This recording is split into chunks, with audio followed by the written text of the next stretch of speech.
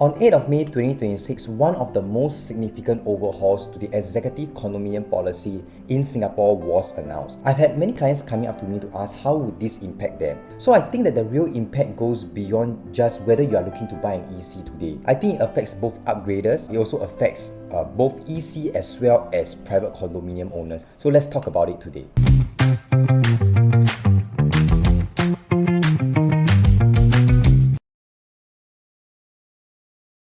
Hi everyone, if this is the first time that we are meeting, my name is Shaun and I'm a real estate consultant here in Singapore, passionate about helping you make the right property decision for you and your family. And today I'm going to break down what exactly changed, why the government stepped in, and most importantly, what it actually means for you as a first timer, second timer, or someone looking at the private market as an alternative. So if you like real estate content like this, do hit the like and subscribe button as I regularly post such content on my channel. So the first change over here is that MOP has been extended from 5 to 10 years. So previously, EC owners had to stay for 5 years before they could sell in the open market. That's now doubled to 10 years. And just to be very precise over here is that your MOP countdown doesn't start from the day that you buy the unit, but rather it starts from the key collection date. So factor in about 3 to 4 years for construction period, and realistically you're looking at about 13 to 14 years from purchase before you can sell it in the open market. So I don't think that's inherently a problem, but you need to go in with the understanding that you are not going to have a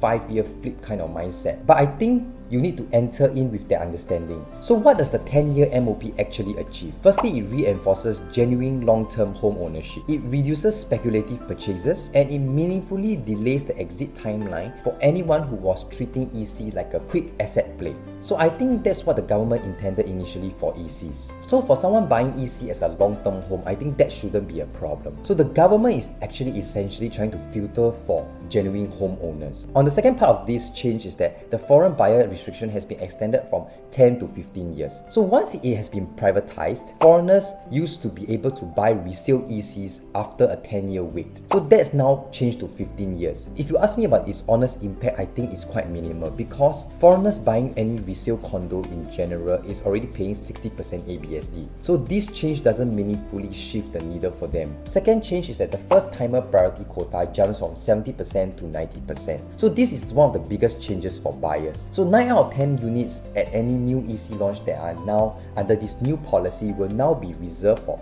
first timers during the priority ballot. So previously, second timers held a 30% quota and they were actually using every bit of it. So now this has been compressed to just 10%. I feel that if you are a first timer, I think this is genuinely good news. You have been given a far cleaner lane. So for the third change over here is that second timer wait period has been extended from 1 month to 2 years. So here's where second timers take the biggest hit, I feel, at least on paper. So in the past, if you were a second timer and the project still had available units after launch day, you could come in and buy after a 1-month priority period. But moving forward, that wait will now be a 2-year period. So this gives first timers more time and also buffer to plan and save for their first property purchase, which I think is a great move to ensure that first timers are given a fair chance, which is what I mentioned earlier is also the initial intention of executive condominiums in the first place. But for second timers, I think this change might affect them more because with the reduced second timer quota and extended wait period, this group of buyers might then shift their attention to look into alternative options. For instance, ECs which are not affected by these new policies, or perhaps even private launches or resale condos.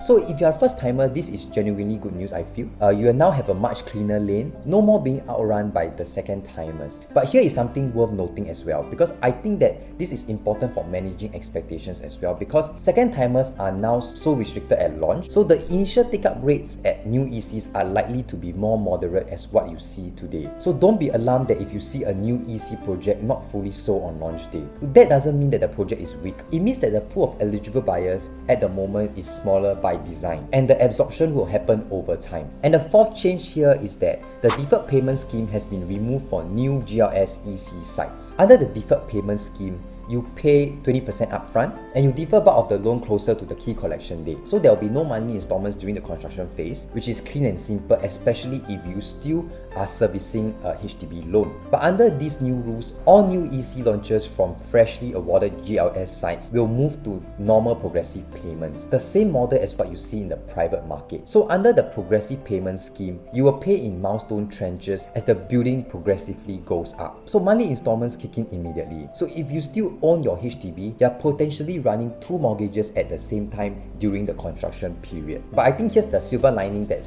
most people might miss. Because typically using the deferred payment scheme, what happens is that the developers charge a 3 to 5% premium based on the pricing because they have to finance construction at potentially 5 to 6% loan rates as well. With this in mind, the entry price would then be lower without a deferred payment scheme kind of model. So why did the government do this? I think it's also stressing about financial prudence. They also want to make sure that if you can afford an EC, you genuinely have the money cash flow to service it, not just the lump sum upfront. So after looking at all these changes, I think it's worth asking what triggered this. I don't think that the government is making a random policy action over here. So 2 data points I think were more significant over here. Firstly is that 75% of EC owners were selling their units within 5 years of hitting its MOP.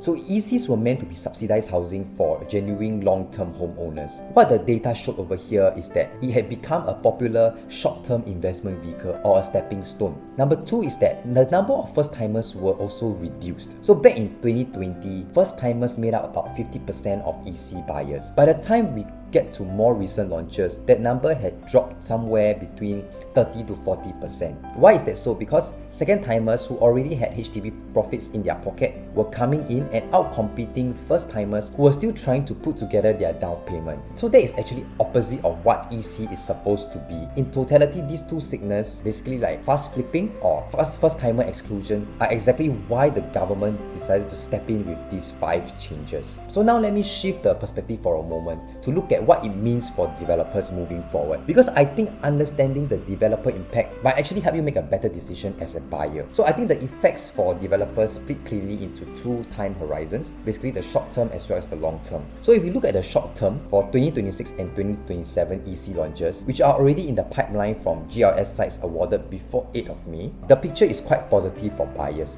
So if you look at the data over here, there are currently 1,970 unlaunched units and also existing unsold launch units that are not affected by these new measures. So these are operating fully under the old rules, and also because second timers potentially know that this is their last window to enter into an EC without the 10-year MOP and without the 2-year extended wait. So these projects are going to potentially attract strong demand, particularly from second timers. So if we look at the long-term impact as well, I think from 2028 and new EC launches moving forward, I think the picture shifts for developers meaningfully. There are 3 changes that might happen moving forward. Firstly is that developers might need to recalibrate their land bid, because with second timer demand dampened and also the removal of the deferred payment scheme, the addressable market at launch day is potentially much smaller. So that changes the risk calculation for bidding on new GLS EC plots. That might also have some impact on the land bids that could be slightly lower, also more cautious for developers, which I think in a way is good for buyers as well, because lower land costs can potentially moderate future EC pricing. The second thing is that developers will need to then reprice their EC units more sensitively toward first-timer budgets, because the buyer profile will now shift towards buyers who are typically less cash rich than second-timers. And too ambitiously for a first-timer buyer pool might find the absorption slower than expected. Thirdly is that developers might need to look into varying their unit mix, potentially favoring smaller units and configurations that fit first-timer households, sizes, and also price sensitivity as well. The bottom line over here is that the developer will be entering what I call a recalibration period. We might see less aggressive land biddings and pricings that we have seen in recent EC launches as well. So now the next part that some people might miss, because this policy change is actually a transition period, which I think is a meaningful period of opportunity right now. So all the EC projects that come from GLS sites that were awarded before this announcement will be completely under the old rules. So this means that existing stock that you can enter the show flat and purchase, or upcoming launches expected maybe the end of 2026 or early 2027 from those already awarded plots, are still run on the previous measures such as the 5-year MOP MOP, deferred payment scheme, and also 30% second timer quota at launch. So that pipeline of roughly around 5 upcoming launches is your last chance to enter under the old rules. As I mentioned earlier, here's the specific number of 1,970 units that are under the old measures. So this represents also the final batch of ECs as well. Those that are EC buyers, that are especially the second timers, are going to look at this stock and perhaps treat it as a last chance to buy into this framework. If you're someone that is probably sitting on the sidelines thinking of whether to make a move, this is your chance to consider and really figure out whether this makes sense for your own situation. But of course, if you need a more detailed analysis and consultation, you may reach out to me for a personalized one-to-one session. At this point, I also want to address second timers directly, because I think I've been seeing some form of anxiety amongst the second timers as well. So yes, the quota for second timers has been cut from 30% to 10%, and you don't get a unit within a 1-month period, but rather have to wait for an extended 2-year period. I think that's a real change to begin with. But here's the rationale to take. First timer quotas make up about 30 to 40% of EC purchases at this point of time, which means even with a 90% first timer quota, we will likely expect that ECs will unlikely fully sold at launch to first timers alone. There might potentially still be remaining units, and that units will become available after a 2-year period. After this 2-year period may actually be a runway for you. In this way is that your HDB might continue to appreciate. You might have time to also accumulate more CPF as well as cash, and save up more cash as well. So you are buying closer to TOP, which means the gap between your purchase and getting your keys is actually much shorter. So the 2-year wait to enter may actually mean you are buying a unit that's almost ready, with lower construction risk and a shorter remaining wait. If you are a second timer who's already ready to purchase right now, I think the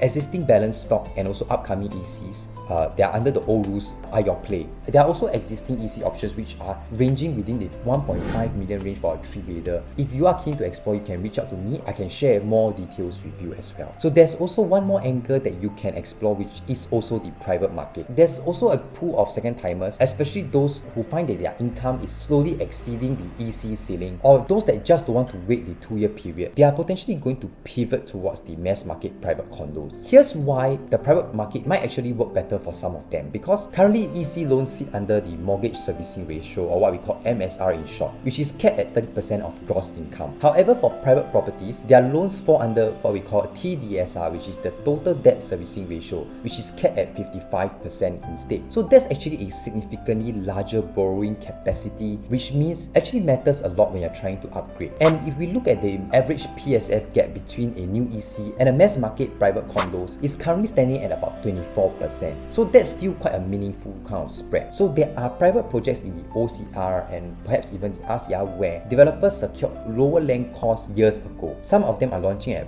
prices quite close to the new EC levels. So I think that's a real value proposition for those who are potentially looking to pivot out of ECs. Unlike ECs, also in terms of the private market, it also gives you more flexibility. So you can sell after the 4-year SSD period without a 5 or 10-year MOP clock running. I think if you're someone that is looking to perhaps upgrade or have more flexibility, I think your upgrading path stays open as well if you are looking to explore into the private market. And for someone who needs more flexibility and a shorter holding period, I think that's a potential real play that you might potentially consider. So let us wrap up this entire discussion, because I think it has been a lot of information that has been provided over here. If you are a first timer, I think this entire policy change is actually a good news. Now that the government has just tilted the table in your direction, so now you get a longer runway to secure a unit at a new EC launch, and also in terms of the quota for first timers, it has also been expanded in your favor as well. So I think you can really make use of this time to really build up your capital and also do more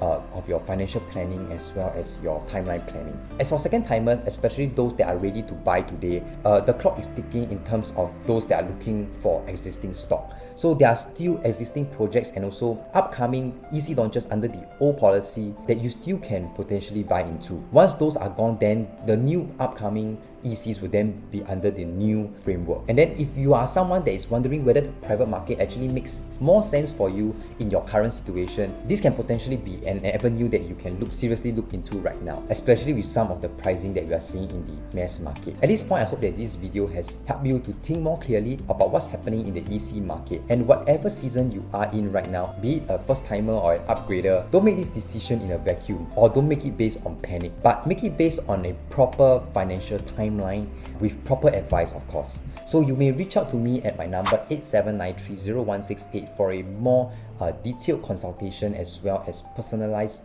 financial and timeline planning. So thank you for watching, and I'll see you in the next video.